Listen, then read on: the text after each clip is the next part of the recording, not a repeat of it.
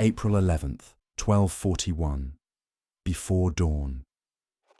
The air above the Sajó River is cold and still carrying the smell of wet grass and wood smoke. Along the western bank, the Hungarian camp stretches in every direction, thousands of tents packed together so tightly that men cannot walk between them without brushing shoulders. Horses shift nervously in the pre-dawn dark. Knights sleep in full armor. Priests say quiet prayers. They think they have already won. Just hours earlier, Duke Koloman, the king's own brother, led a bold sortie across the bridge that spans the Sajó, pushing back a Mongol probing force in the darkness. The crossbowmen held the crossing. The Mongols retreated. Men came back to camp, slapping each other on the back, already retelling the story, with the embellishments of men who believe the danger has passed. Archbishop Ugrin of Kalocsa, one of the most aggressive commanders in the Hungarian force, was seen smiling. They had driven off the riders of Batu Khan himself. What more proof did anyone need? What they did not know could not have known. In the darkness was that while they celebrated at the bridge, a Mongol general named Subutai was doing something no one in Hungary thought possible. He was building a bridge, quietly, secretly. Downstream, where the river bends, the tree line swallows the sound of hammers and ropes. His engineers worked through the night, lashing together a pontoon crossing large enough to carry an army across the Sajó directly behind the Hungarian position. Then at first light the catapults opened fire. Not arrows, not cavalry charges. Catapults hurling stones fire and what eyewitnesses described as explosive bombs into the Hungarian crossbowmen defending the main bridge. The noise was like nothing the Hungarians had ever heard. Men who had been sleeping 60 seconds earlier were now running, bleeding, screaming. The organized defense at the bridge collapsed in minutes. Batu Khan's cavalry poured across. And then from the south, from a direction no one was watching, came Subutai. The trap had closed. And here is the thing that still haunts me about Mohi. This wasn't a lucky ambush. This wasn't a battle where one side got fortunate.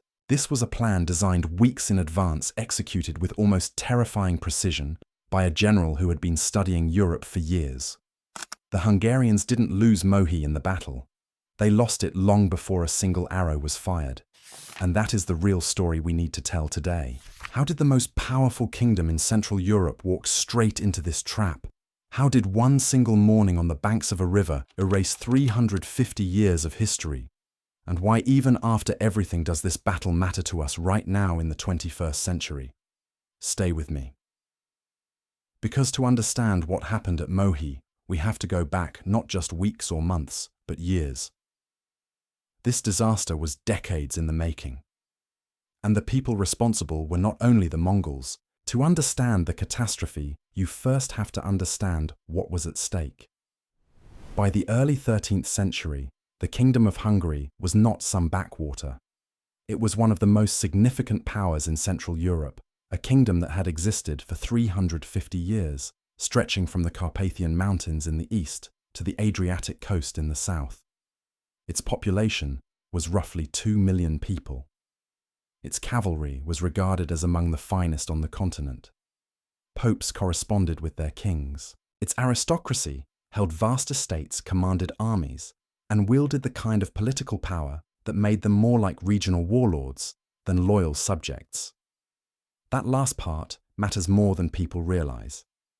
You see, Hungary, in 1241, was in the middle of a fierce political civil war, not fought with swords, but with charters and grudges. King Béla IV had come to the throne in 1235, determined to restore the kind of absolute royal authority his grandfather had once wielded. And to do that, he had to take back land. He had to cancel grants that previous kings, his own father included, had handed out to barons like candy at a parade. He called in estates. He stripped privileges. He forced his nobility to sit on the ground in his presence, rather than on chairs, as a deliberate symbol of their subordination. Now I want to be honest here, I actually respect what Béla was trying to do. Hungary was weak because its barons were too strong. A kingdom where the nobles can legally rebel against the king, which the Golden Bull of 1222 actually permitted, is not a kingdom. It's a coalition of armed landlords with a king-shaped figurehead. Béla saw that. He tried to fix it, and it made him deeply bitterly unpopular with the very men he needed most when the Mongols came. There is a line from the Italian cleric Roger of Torremaggiore, who survived the invasion and wrote what is perhaps the most important eyewitness account we have. He wrote that Béla's barons would have actually preferred the king to be defeated because then he might treat them more generously afterwards. Think about that. The noblemen of Hungary were rooting for the Mongols to win. That is how fractured this kingdom was. And there was one other problem that no one ever talks about enough. Hungary had almost no stone castles. Across an entire kingdom of 2 million people, there were roughly 10 fortifications made of stone. The rest, the walls of towns, the perimeter of estates, the border defences were made of earth and wood. One German chronicler who passed through the region noted with astonishment that the Hungarians had almost no city protected by walls or strong fortresses. And directly to the east of this kingdom, with no significant geographic barrier between them, stretched the Eurasian steppe, 5,000 miles of open grassland running all the way to Mongolia. A highway, for horses, pointing directly at Budapest. There is a geographic reality about Hungary that shaped every single political and military decision anyone ever made there, and it is something that Western Europeans and most modern Americans simply do not appreciate. Hungary sits at the exact point where the Eurasian steppe makes its deepest penetration into the European continent. The Carpathian Basin, the broad flat plain that forms the heart of the kingdom, is essentially a western extension of the same grassland that stretches unbroken from Mongolia to the outskirts of Vienna. It is not separated from the steppe by mountains, by deserts, by any meaningful natural barrier. The mountains are at the edge, the passes through them are numerous, and once you are through, you are on flat open ground, all the way to Austria. Every nomadic people in history who came out of the east eventually ended up in Hungary, or tried to. The Huns, the Avars, the Magyars themselves, the ancestors of the Hungarians, had arrived from the steppe 5 centuries earlier, the Cumans, and now the Mongols. What this means militarily is that Hungary had always been both a frontier kingdom and a target. Its cavalry tradition, its emphasis on mobile warfare, its centuries of experience fighting steppe nomads, all of this came directly from its geographic position. The Hungarians were not unfamiliar with nomadic warfare. They had been dealing with nomadic raiders and nomadic settlers for 500 years. What they were unfamiliar with, what nobody in Europe was prepared for, was a nomadic empire that had absorbed the siege technology of China and Persia, the administrative sophistication of conquered civilizations, and the logistical capacity to sustain a multi-front continental campaign across thousands of miles simultaneously. The Cumans they had fought before were raiders. The Mongols were something else entirely. They were what happens when a nomadic military tradition absorbs every other military tradition it encounters and keeps everything that works. One more thing about Béla IV that I think gets lost. This man was not a fool, and he was not unprepared. He had personally inspected the eastern border defences. He had constructed obstacles in the mountain passes. He had tried to build alliances and gather intelligence. He understood the threat in a way that virtually no other European monarch did. The tragedy of Béla IV is not the tragedy of an incompetent leader who ignored the danger. It is the tragedy of a competent leader who was undermined at every critical moment by the institutional dysfunction of his own kingdom. That distinction matters enormously. Béla failed not because he lacked intelligence or will, but because he was governing a country that had made itself nearly ungovernable in the years before the greatest crisis of its existence. The warnings did not come without warning. That's the part that makes it so maddening. In 1237, a Dominican friar named Julian set out from Hungary on one of the most extraordinary intelligence-gathering missions of the medieval world. His goal was to find the ancient Magyar homeland, the eastern lands from which the Hungarian people had migrated centuries before. He found something else instead. He found the Mongols. He met communities of eastern Magyars who had been swallowed up by the expanding Mongol Empire, and he came back to Hungary in 1239 with a full report the Mongols were coming. They were coming with an army unlike anything Europe had seen. They were already across the Ural Mountains. They were already in the process of crushing the Rus principalities one by one. Julian even brought back a letter from Batu Khan himself, addressed directly to King Béla IV, written in the language of absolute Mongol confidence. I, chain messenger of the heavenly king to whom he has given power on earth to exalt those who submit to him and cast down his adversaries, I wonder at you, King of Hungary. Although I have sent you messengers 30 times, you have sent me back none of them, nor did you send me any letters or messengers of your own. 30 times. Batu had sent messengers 30 times, and Béla had not responded to a single one. I don't know whether to call that bravery or arrogance, maybe both. But the Mongols had a very simple policy: you either submit or you get destroyed. There was no third option. And by ignoring those letters, Béla had essentially chosen destruction. He just didn't know it yet. By the summer of 1240, the situation had become undeniable. Kyiv, the greatest city of the Rus world, a city of perhaps 50,000 people, fell to the Mongols in December of that year. Fell completely. Batu Khan's forces burned it to the ground. Travelers who passed through the ruins months later reported that the streets were so thick with skulls and bones that you could not walk without stepping on them. Béla begged for help. He wrote to Pope Gregory IX. He wrote to the Holy Roman Emperor Frederick II. He sent ambassadors. He made promises. He reportedly even offered to accept imperial overlordship if Frederick would send troops. The Pope and the Emperor, for their part, were too busy fighting each other over the question of whether secular or religious authority was supreme in Christendom. Neither sent meaningful reinforcements. Hungary faced the largest, most experienced army on earth essentially alone. But Béla still had one card left to play. A dangerous card. A card that would, as it turned out, end up destroying his kingdom before the Mongols even arrived.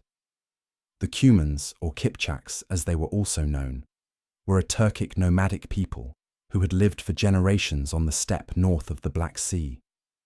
They were fierce fighters. They rode horses the way Europeans rode to church. And in the late 1230s, the Mongols had systematically crushed them, absorbing their lands and demanding their warriors serve in Mongol armies. One group refused to be absorbed.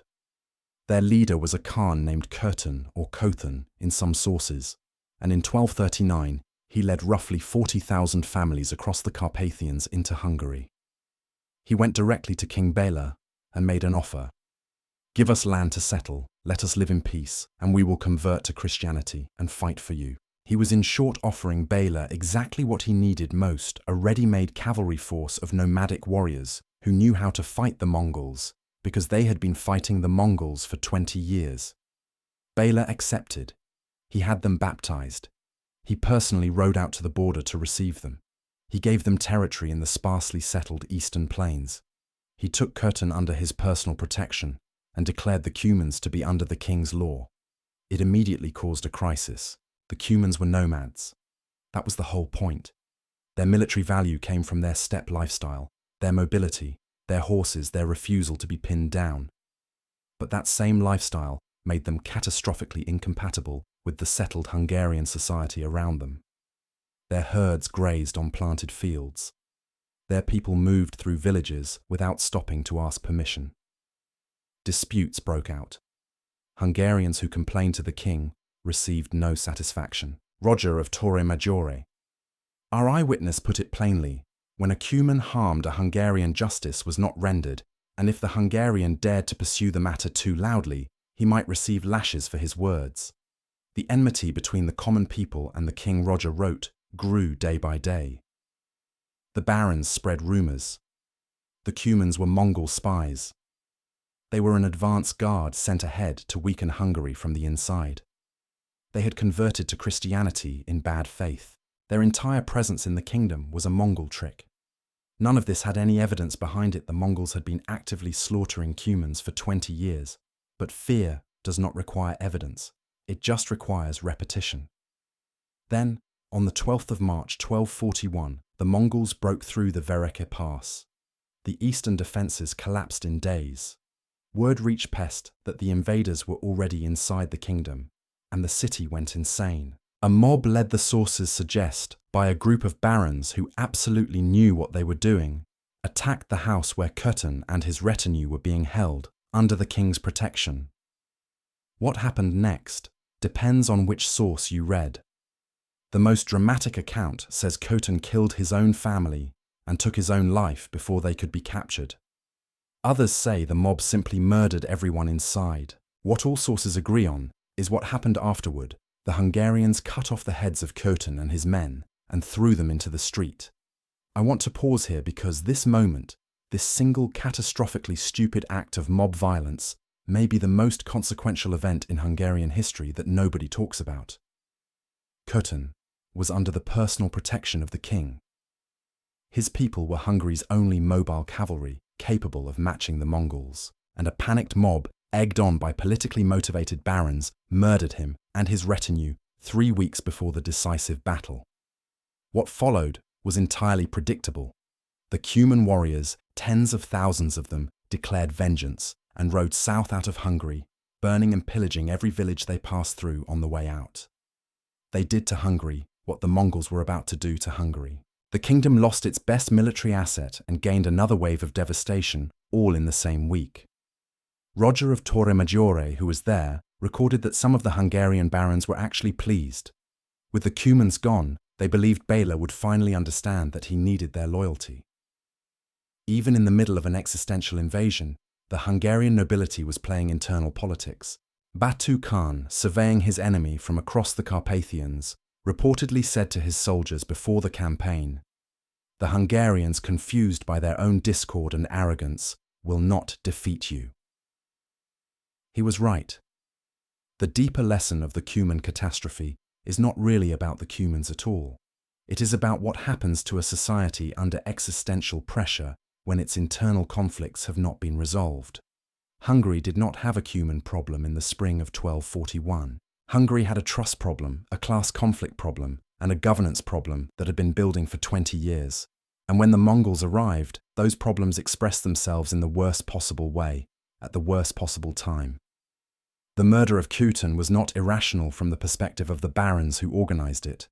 It was from their narrow political viewpoint entirely logical: weaken the king, eliminate his Cuman allies, force him back into dependence on the nobility. The fact that this calculation would also hand the country to the Mongols was a consequence they either did not see or did not care about.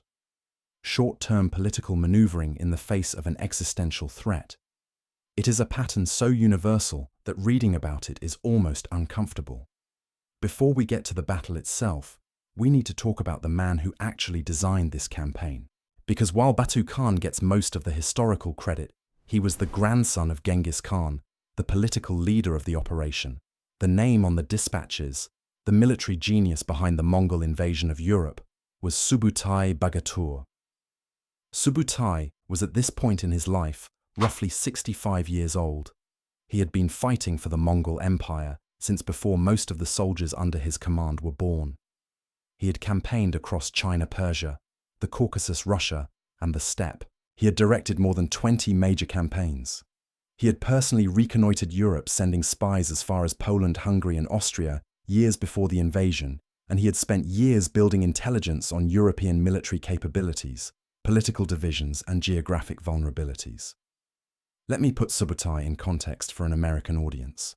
Imagine someone with the operational genius of Dwight Eisenhower, the tactical creativity of George Patton, and the ruthlessness of Sherman, then multiply all of that by 30 years of continuous battlefield experience across 3 continents. That is roughly the category Commander Subutai was in. He is, in my opinion, one of the 5 greatest military minds in human history. And Europe in 1241 had no one remotely in his league. Subutai's plan for Hungary was not a cavalry raid. It was a coordinated multi-front strategic operation designed to prevent any possibility of Hungarian reinforcement or escape. He attacked with 3 separate armies moving simultaneously. The Northern Army under Kaidu Khan drove into Poland. Its purpose was not conquest, it was flank protection.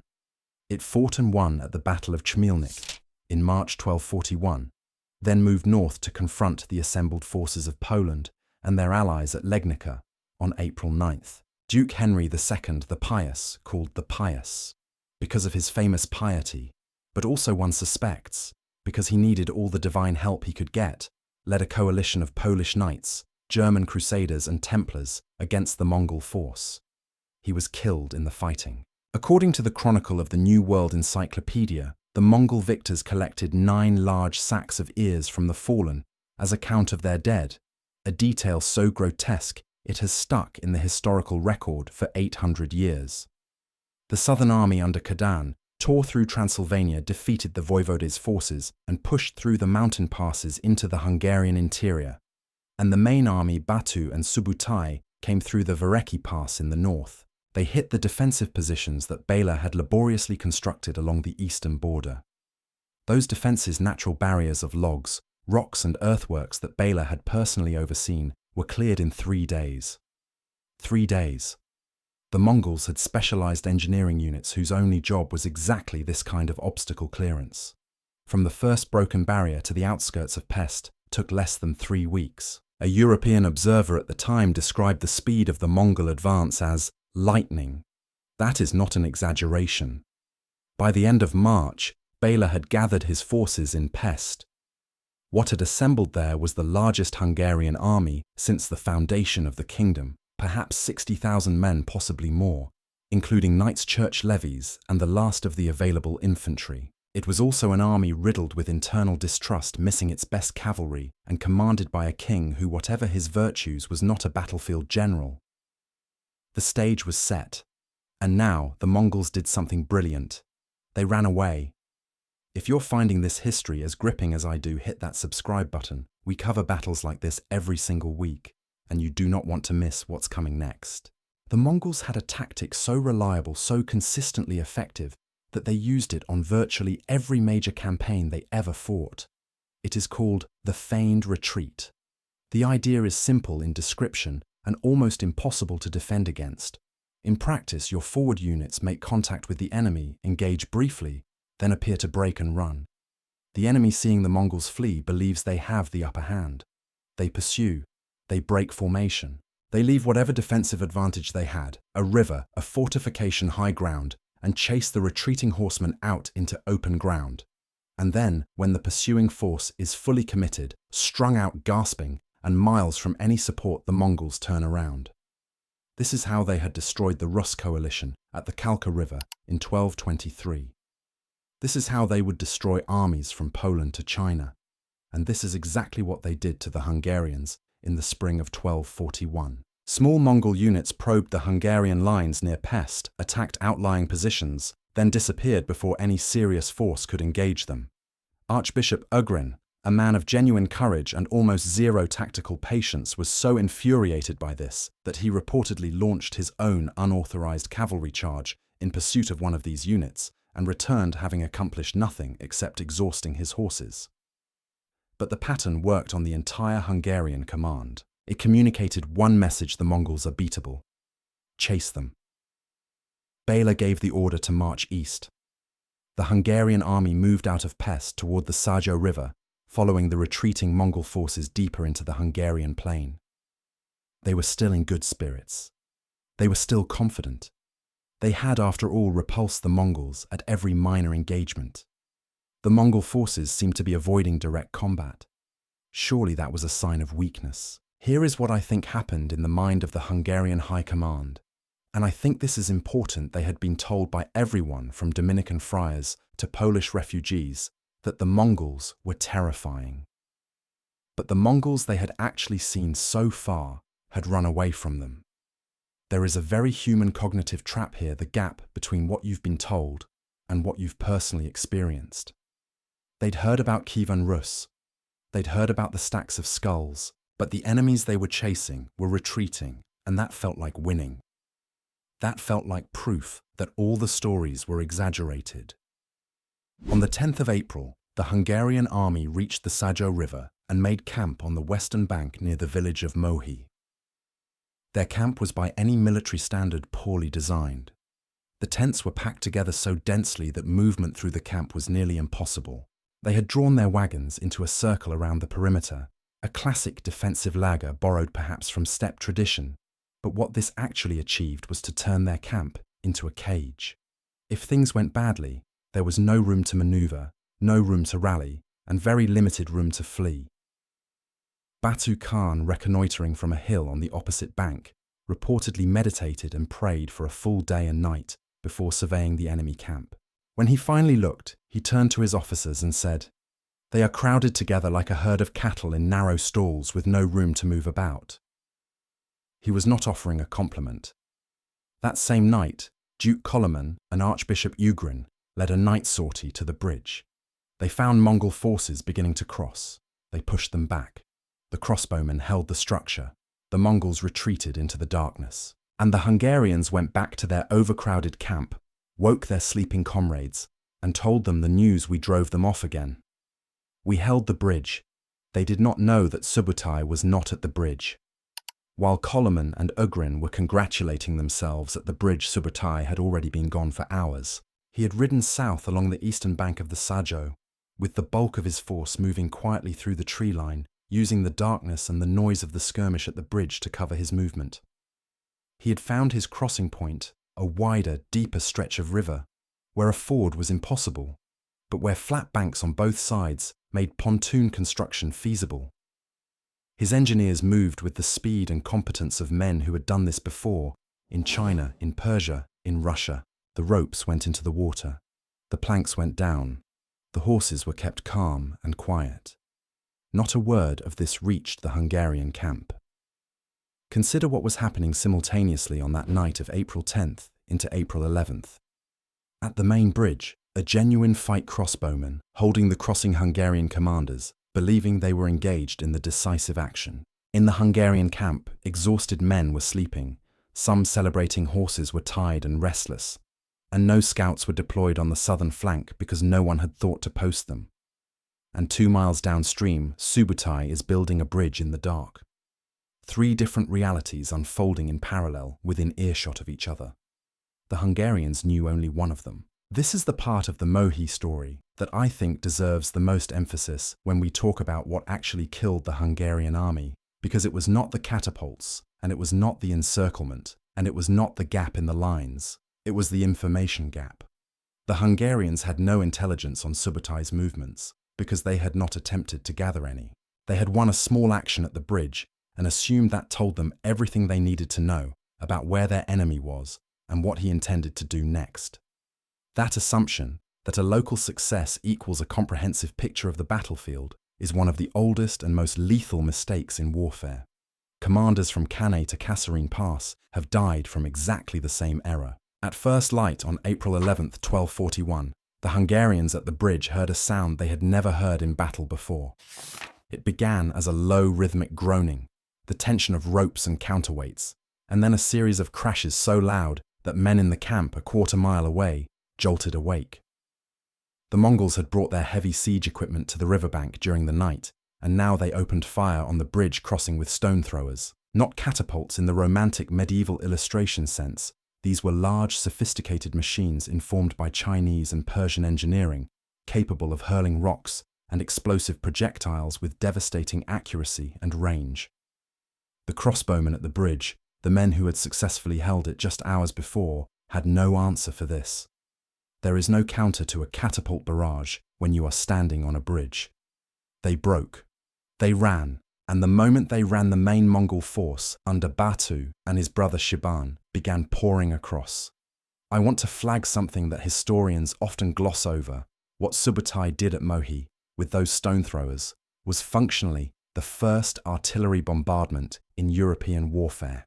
Not in the sense that Europe had never seen catapults they had, but in the sense that this was the first recorded use of massed projectile fire as a deliberate tactical tool to suppress enemy resistance immediately before and during a river crossing. Military historians have compared it to the creeping barrage of World War I. The Mongols were using 13th century artillery the way the Allies used 20th century artillery. This matters. Europe would take centuries to catch up to what Subutai was doing on that riverbank in the spring of 1241. While the desperate fight at the bridge consumed the attention of every Hungarian commander, Subutai was doing something they would never see coming. He had identified a location downstream roughly 2 miles south of the main bridge, where the Sajó River was too deep to ford, but where the banks were accessible on both sides. During the night, his engineers had quietly constructed a pontoon bridge across this section of the river. Pontoon bridges had been used in Chinese and Persian warfare for centuries. The Mongols had absorbed this knowledge and made it part of their standard operational repertoire. The construction was done in darkness against a river current, with the noise of the ongoing fight at the main bridge masking whatever sounds leaked south. Subutai crossed with his full force, completely undetected. He was now on the western bank of the Sajó, south of the Hungarian camp, moving north toward the enemy's rear. Meanwhile, a third Mongol contingent had swung around to the north, covering that flank as well.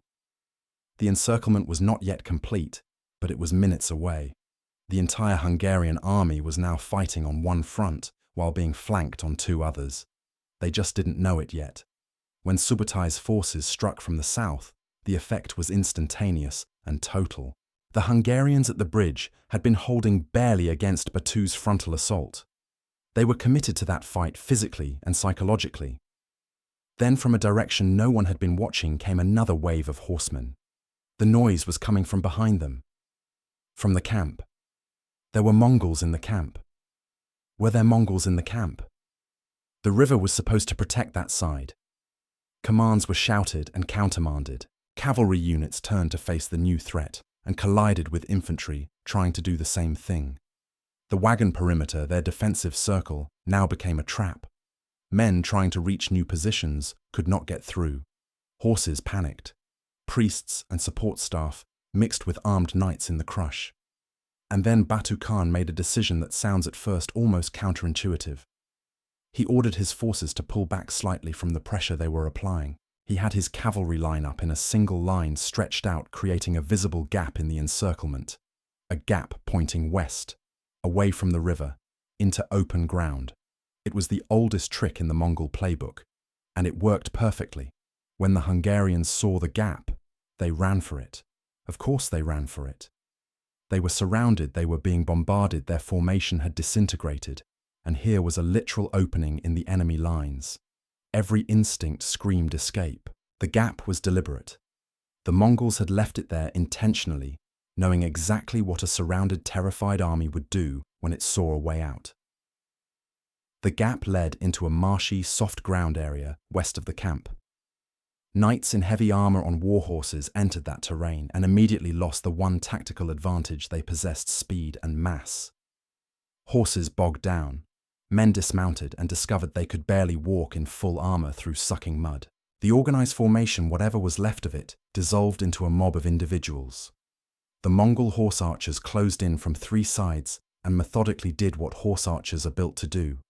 They rode at the outer edge of range, released, pulled back, circled, released again. They did not need to get close. They did not need to risk their own lives in a melee. They just had to keep moving and keep shooting, and the Hungarians, trapped in mud in armor without room to charge, could do nothing but absorb it. Thomas of Split, writing from the accounts of survivors, described what came next in words that have stayed in the historical record for 8 centuries.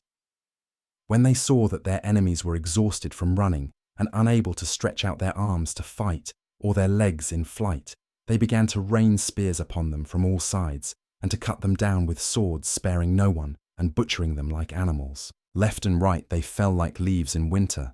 The whole way was covered with their wretched bodies. Blood flowed like the stream of a river. Archbishop Ugrin was killed. 2 archbishops and 3 bishops died on that field. Virtually the entire senior leadership of the Hungarian church gone in a single morning. The flower of the Hungarian nobility. The knights who had made this country one of the most feared military powers in Europe were cut down in a marsh west of a village most of them had never heard of before that week. The casualty numbers are disputed, as they always are with medieval battles. The most conservative estimate from a contemporary German chronicle puts Hungarian losses at around 10,000 men.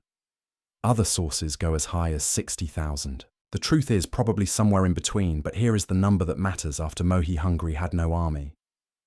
Whatever survived that field was not a fighting force. It was the survivors. And in the medieval world, when you have no army, you have no kingdom. Béla IV escaped. He fought his way clear with a small bodyguard.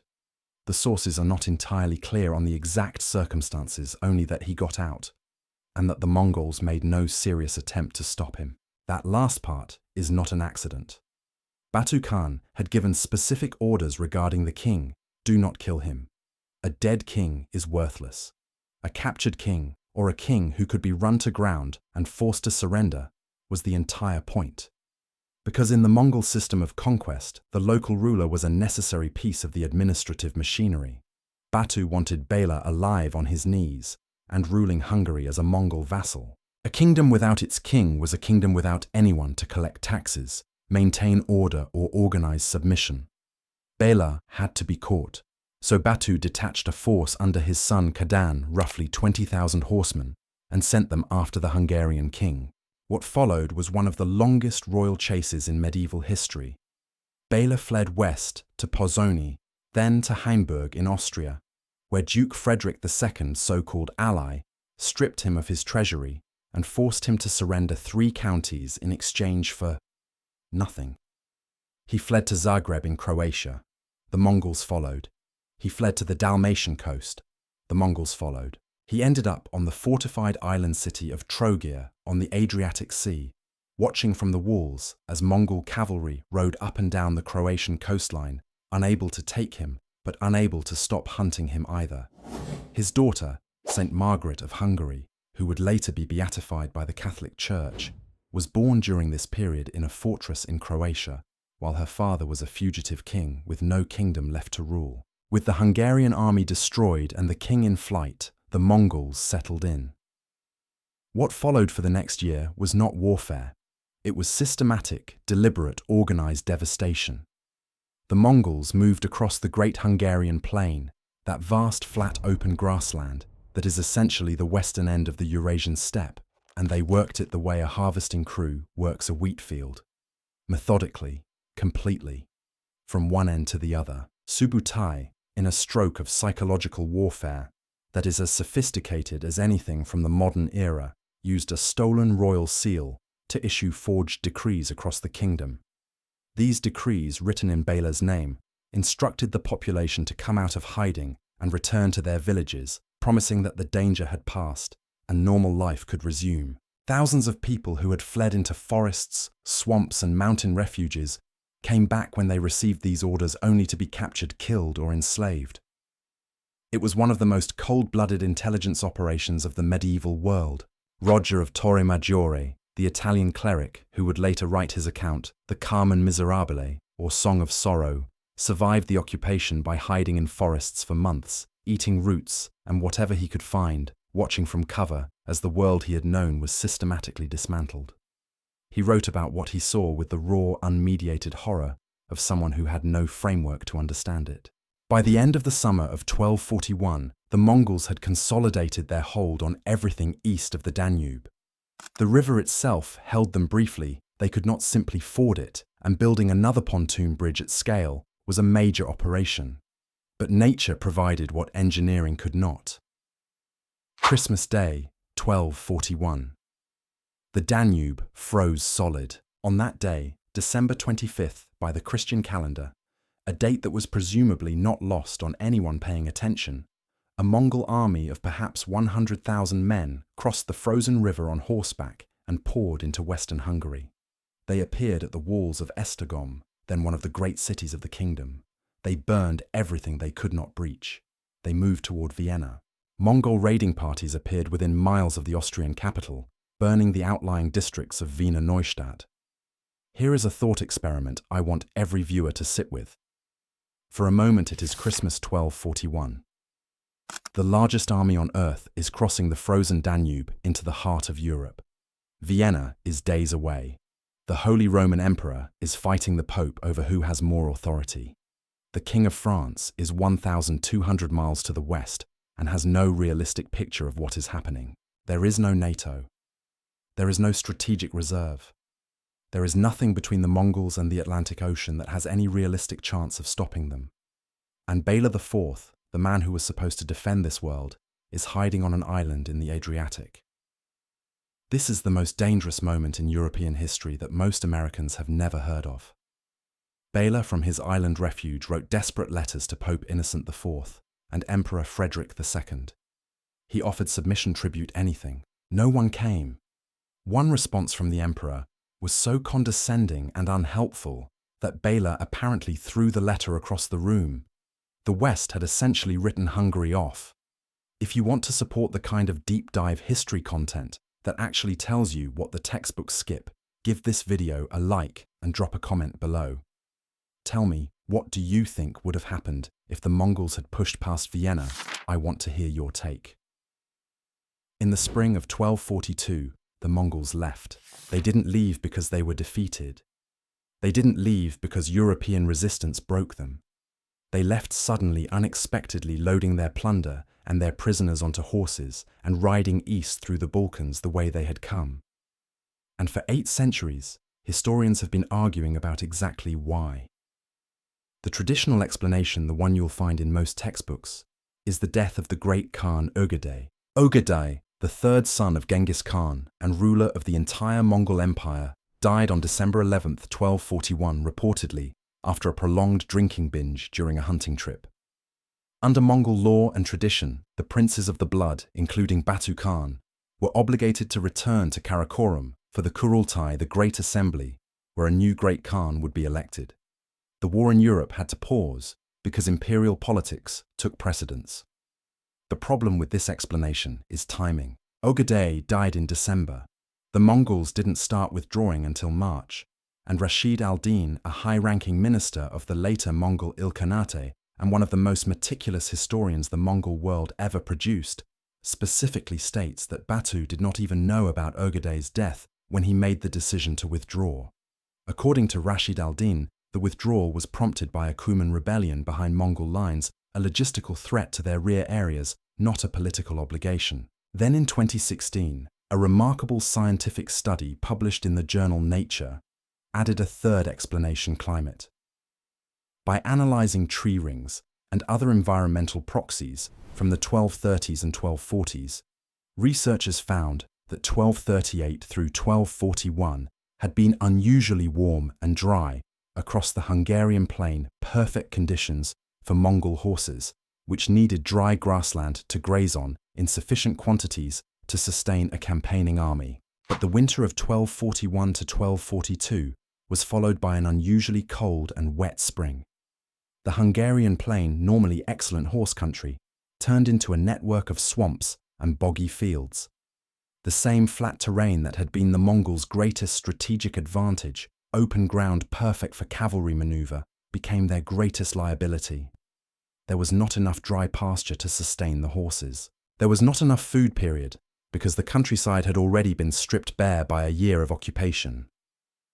My personal view, and I want to be clear, this is an interpretation, not a consensus, is that all 3 factors were real, and that the Mongols left because of a confluence of reasons rather than any single cause. But I want to challenge the narrative that Europe was somehow saved by its own valor. It wasn't. The most powerful military force on earth withdrew from Europe because of internal political pressure, logistical collapse brought on partly by their own success, and an inconveniently wet spring. The armies of medieval Europe did not drive them off. God and the weather made different choices than Batu Khan. There is one more explanation, perhaps the most ironic of all, offered by the historians who study what the Mongols actually did during their occupation. They call it catastrophic success. The Mongols had been so thorough in their destruction of Hungary, had killed so many people, burned so many villages, wiped out so many administrative structures that there was nothing left to govern. The Mongol Empire needed local rulers, local officials, and local tax collectors to make a conquered territory function. Batu had wanted to catch Béla precisely so the king could serve this function. But Béla had escaped. Without him, Hungary was not a conquered province. It was a wasteland, and wastelands don't pay taxes. In March 1242, the Mongols rode south through Serbia and Bulgaria, carrying what the sources describe as enormous quantities of plunder and thousands of Hungarian prisoners. 13 years later, the papal envoys Carpini and Rubruquis, travelling through the region around Karakorum in Mongolia, reported meeting Hungarian slaves who had been brought there from the 1241 campaign. They were still there, still enslaved. 13 years later, thousands of miles from home, a Bavarian monk named Hermann of Niederaltaich wrote the simplest epitaph for what had happened.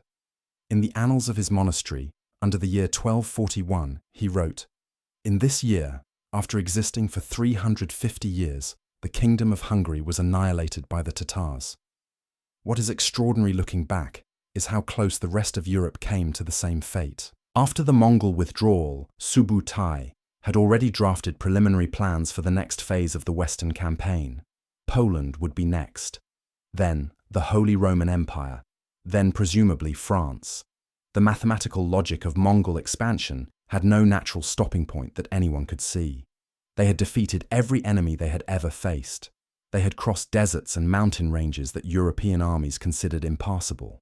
They had sieged cities that had never fallen to any force in history. The idea that France or England or the Italian city-states would somehow resist what Hungary could is not supported by any serious military analysis of the period. There is one more dimension to the withdrawal question that rarely gets the attention it deserves, and it involves what the Mongols were actually doing during those months of occupation, while Subutai was planning the next campaign. They were not simply plundering, they were administering. Mongol headmen were appointed to govern districts. The population still alive was organized into labor and tribute systems. Crops were ordered to be planted and not burned. The machinery of Mongol imperial administration, the same system that managed conquered territories from Korea to Persia, was being installed in the Hungarian plain. This is what the Mongol Empire did. It did not simply destroy. It destroyed, and then it built a replacement system, and then it extracted wealth from that system for generations. Hungary was supposed to become part of the Golden Horde, the Mongol successor state that ruled the Western steppe. The only reason it did not is that the king escaped. The population was so reduced that there was nothing left to administer, and the horses could not eat enough grass in the spring of 1242. I find it darkly fascinating that the factors which saved Europe from Mongol conquest were in order: a king who ran faster than his pursuers, a conqueror who was too successful for his own good, and the weather. Not valor, not superior military technology, not a strategic genius on the European side. The continent that would go on to dominate the globe for the next 6 centuries was saved in its most dangerous moment by the most prosaic forces imaginable. If Béla had been caught at Trogir, if the spring of 1242 had been dry, if Ugadai had been slightly less enthusiastic about hunting trips and alcohol, the world you are living in right now would look unrecognizable. Let's talk about the numbers, because I think most people genuinely do not grasp the scale of what happened. Hungary in 1241 had a population of roughly 2 million people. When the Mongols finally left in early 1242, somewhere between 300,000 and 500,000 of those people were dead, killed, outright starved in the aftermath, or taken as slaves.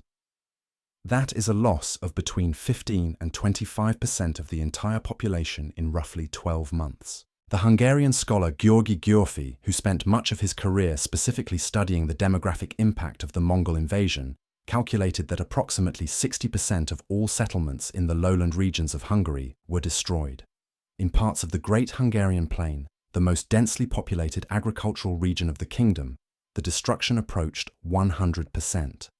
Some areas had quite literally no survivors. To put that in American terms, imagine losing the entire population of Texas and California combined in 12 months, with most of the farmland in the Midwest burned and its cities reduced to ash. That is roughly what happened to Hungary. And here is the thing that historians often note, but that rarely gets enough emphasis. Hungary never fully recovered demographically from the Mongol invasion during the medieval period. It had to be repopulated, and Béla IV's subsequent colonization program brought in Germans, Moravians, Poles, Ruthenians, and other settlers to fill the emptied regions. The Hungary that existed after 1242 was in a very real sense a different country from the one that existed before 1241. Different people, different balance of power, a different relationship between the king and the nobility. The Mongols didn't just kill people, they fundamentally altered the ethnic and social composition of Central Europe. That is a consequence that echoes through Hungarian history all the way to the present day. The church lost 2 archbishops and 3 bishops at Mohi alone. The nobility was decimated.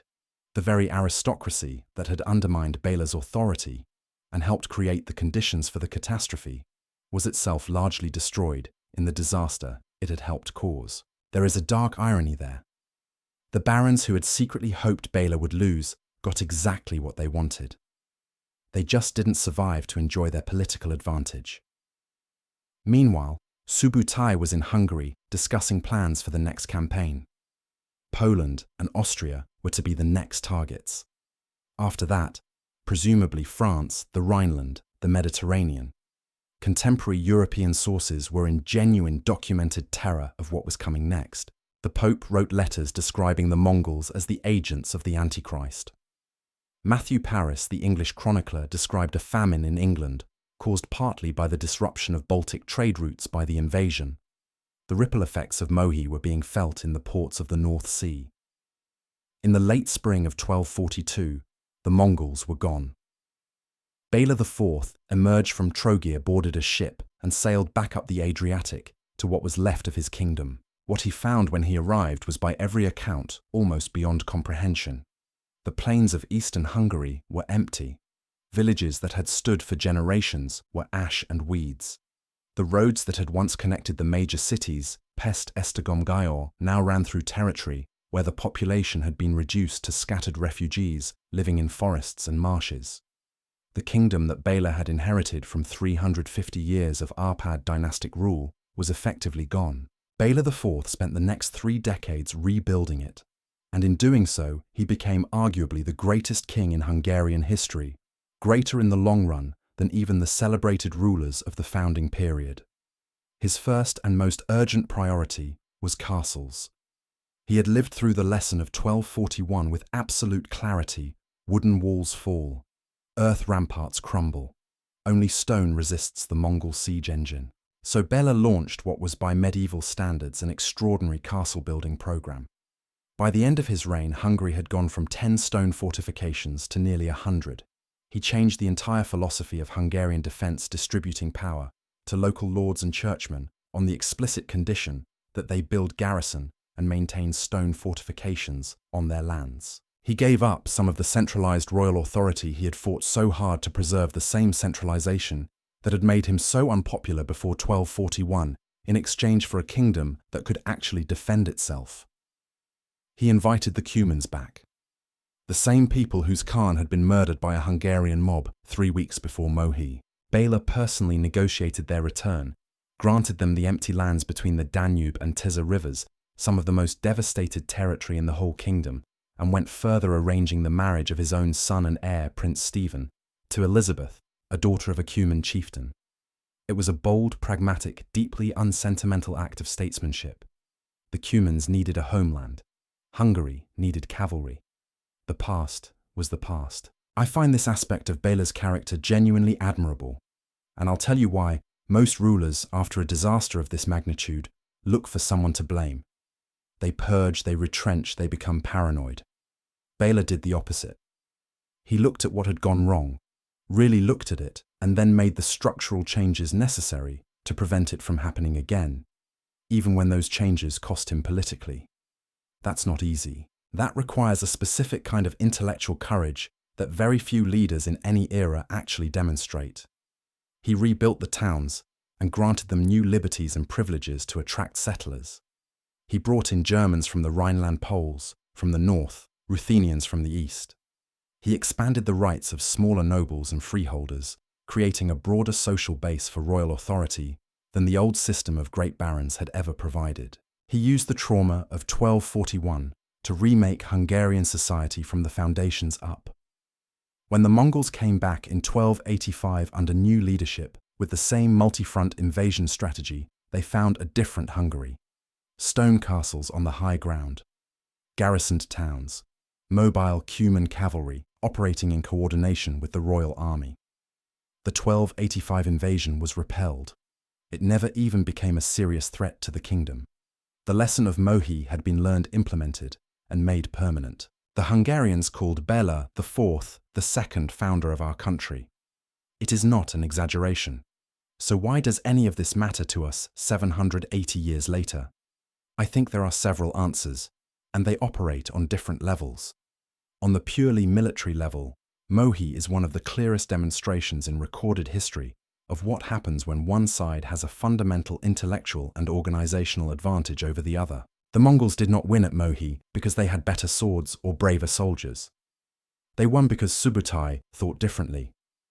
He thought in terms of strategic systems, multiple armies, coordinated timelines, intelligence networks, engineering solutions, psychological manipulation, while the Hungarians thought in terms of individual battles. The Mongols had essentially invented joint operations, combined arms warfare, and operational level strategic planning. Europe would not develop comparable military thought until the 17th century at the earliest. And I want to push back on something that sometimes comes up in these discussions, the idea that European knights in full armor were simply outclassed as fighters by Mongol cavalry. That's not quite right. The Knights Templar and the heavily armored Hungarian cavalry performed reasonably well in direct close-quarters combat against Mongol units throughout the campaign. What they couldn't do was respond to the larger operational problem, flanking encirclement deception at scale. You can be an excellent individual fighter and still lose a war because your commander doesn't understand what's happening at the strategic level. That's essentially the Hungarian story at Mohi. On the political level, Mohi is a case study in how internal division creates external vulnerability. Hungary didn't fall because of a Mongol military advantage alone. It fell because its political class was more interested in scoring points against the king than defending the country.